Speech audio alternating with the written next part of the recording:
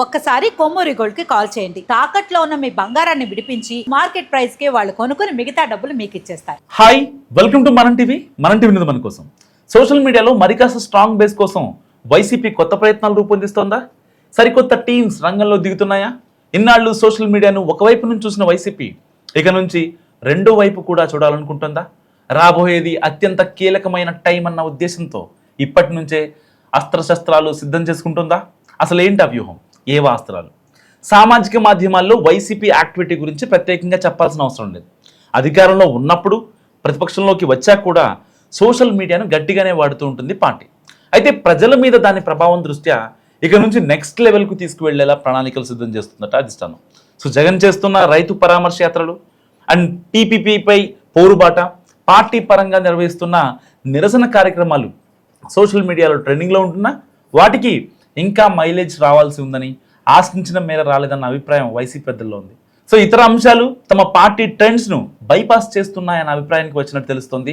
రాజకీయ ప్రత్యర్థులు కావాలనే వేరే అంశాలను స్ట్రీమ్ లైన్లోకి తీసుకువచ్చి తమకు రావాల్సిన మైలేజ్ను తగ్గిస్తున్నారన్న క్లారిటీకి వచ్చింది ఫ్యాన్ అధిష్టానం. అందుకే ఇక కేవలం సభలు సమావేశాలతోనే సరిపెట్టకుండా టెక్నాలజీ సపోర్ట్తో సరికొత్త గేమ్ ప్లాన్ సిద్ధం చేస్తోంది. దాని పేరే జగనన్న టెక్ ఫోర్స్ ప్రోగ్రామ్. సాధారణ పార్టీ కార్యకర్తలు, పార్టీకి కోర్ సింపథైజర్స్గా ఉండే ఐటీ ప్రొఫెషనల్స్ను ఒక తాటిపైకి తీసుకురావడమే ఈ యొక్క ప్రోగ్రాం ముఖ్య ఉద్దేశం. సాఫ్ట్వేర్ ఇంజనీర్లు, డిజిటల్ నిపుణులను ఈ కార్యక్రమంలోకి ఆహ్వానించి వారి నైపుణ్యాన్ని పార్టీ కోసం వాడుకునేలా పక్కా రోడ్ మ్యాప్ సిద్ధం చేస్తుంది. సో దీని ద్వారా సోషల్ మీడియాలో పార్టీ ప్రజెన్స్ను పెంచడమే కాకుండా ప్రత్యర్థుల ఆరోపణలను తిప్పికొట్టడం, అదే టైంలో వైసీపీ ప్రభుత్వ హయాంలో చేసిన మంచి పనుల్ని కూడా జనంలోకి తీసుకువెళ్లాలన్న బహుళ లక్ష్యాలను నిర్దేశించుకున్నట్టు తెలుస్తుంది. ఒక్క ముక్కలో చెప్పాలంటే వైసీపీని డిజిటల్గా మరింత బలోపేతం చేయడమే జగనన్న టెక్ ఫోర్స్ లక్ష్యం. సో దానికి సంబంధించి ఎలాంటి ముందస్తు హడావిడి చేయకూడదని నిర్ణయించుకుంది పార్టీ. సో స్టార్ట్ అయినప్పటికంటే రిజల్ట్ వచ్చినప్పుడు ప్రోగ్రాం పేరు బయటికి రావాలనే కాన్సెప్ట్తో సైలెంట్ మోడ్లో ఆపరేషన్ మొదలుపెట్టినట్టు కూడా పార్టీ వర్గాలు చెప్పుకుంటున్నాయి. ఫీల్డ్ లెవెల్లో ప్రతి మండలానికి ఒక టెక్ వాలంటీర్ నియమించి గ్రౌండ్ నుంచి క్యాడర్కు డిజిటల్ సపోర్ట్ అందించేలా ప్లాన్ సిద్ధం చేశారు.